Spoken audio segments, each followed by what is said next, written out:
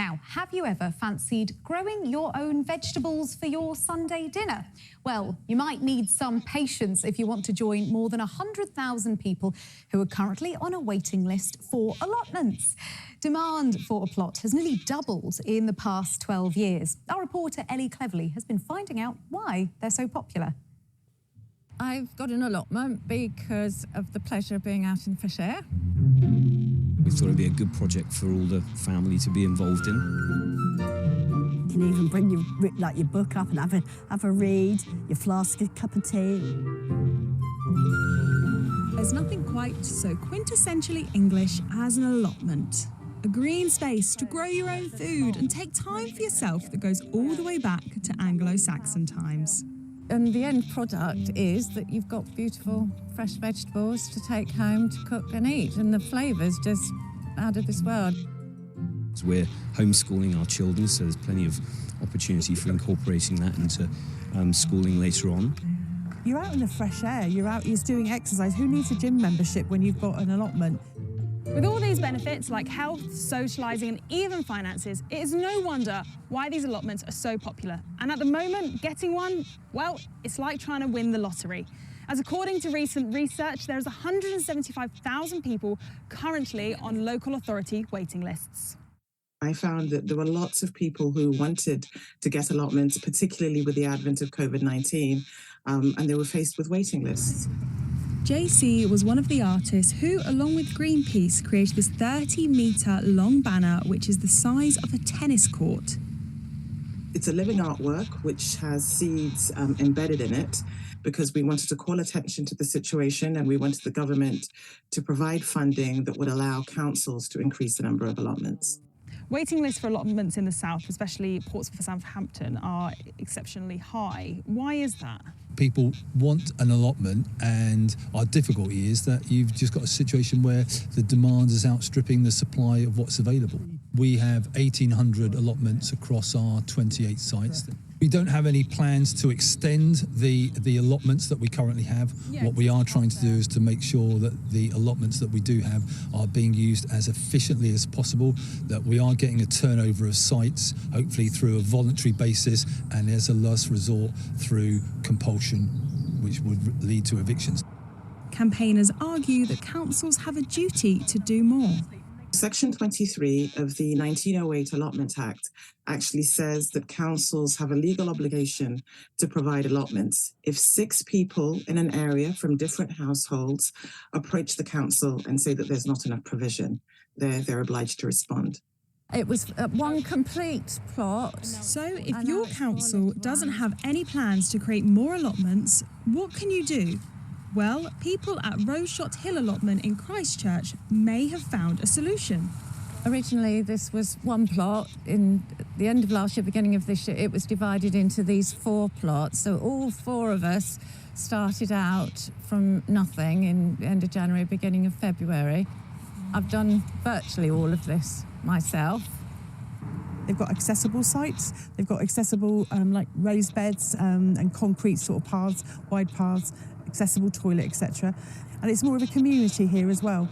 And we learned how to grow veg. Hadn't got a clue when I started, but there's lots of people here that will give you advice and help you. But if you can't share an allotment, don't have one of your own, or are on the very long waiting list, don't throw in the towel.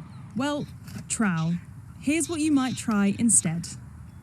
Hopefully some people will have access to, for example, a garden that they can use. We know there are a lot of people that are living in flats.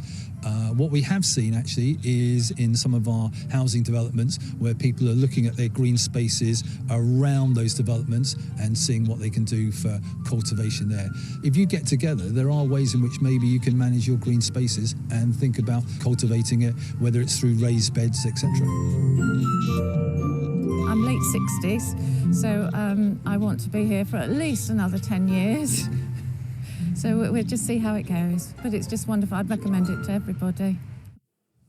There you go, comes highly recommended. That was Ellie Cleverly reporting. We're going to go live to Leeds. We're going to talk to Phil Gomersall. He's on his allotment in the city, president of the National Allotment Society. Phil, morning to you. Compliments on the waistcoat and the tie, which are fantastic. Good morning. A nice to see chilly you. morning. Yeah, a bit chilly, so thank you for standing out in the cold to talk to us. Did you recognise what you heard in that pleasure. report about the shortage of allotments?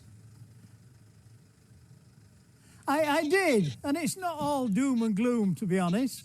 There is a thing in hand at the moment where developers are actually creating, housing developers, creating new allotment sites as part of their green space allocation, which is wonderful news. We are aware of 60 new sites being created up and down the UK.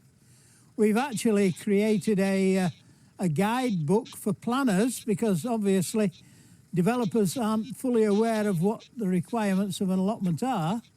And we've sent it out to all the major planning authorities, which has been very well received. Phil, morning, it's Luxmi here. We have previously talked about the queue for allotments and the shortage of spaces. How long-term a problem has this been? Because I imagine you have noticed this demand growing for allotments over the past several years.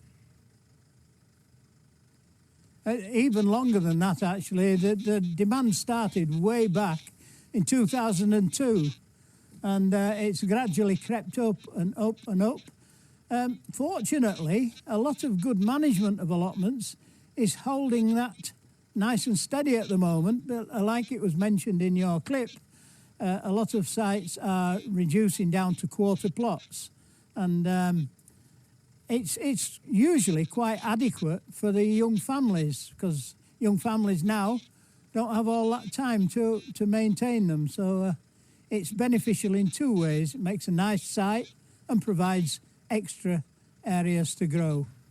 One of the things that we're hearing, Phil, increasingly, are GPs recommending people get out, get their fingers dirty, get in the garden, get onto an allotment if they don't have a garden, in order to improve their physical and mental health and well-being. Is that something that you recognise? I do. I mean, it's not so much always the physical exercise. There is the social aspect of it as well. I mean, we have quite a social life on our allotment site. We have a lot of children on now. Well over 50% are young families and young ladies on the site. And we have events like Easter egg hunts, etc., barbecues. And it's lovely. It's a real social occasion. And so it's not just the physical aspects of it.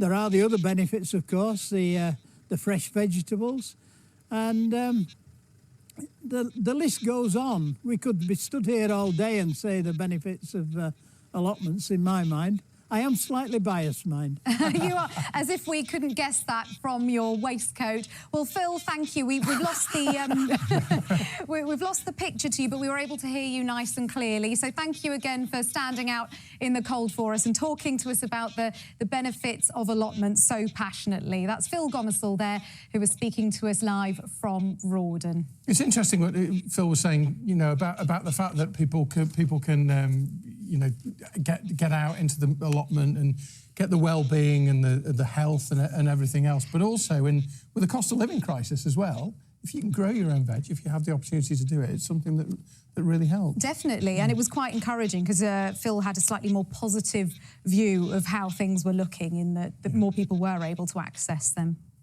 Right, it's just approaching 9 o'clock. That's it from Breakfast for today. It's back tomorrow from 6, of course. We're going to leave you with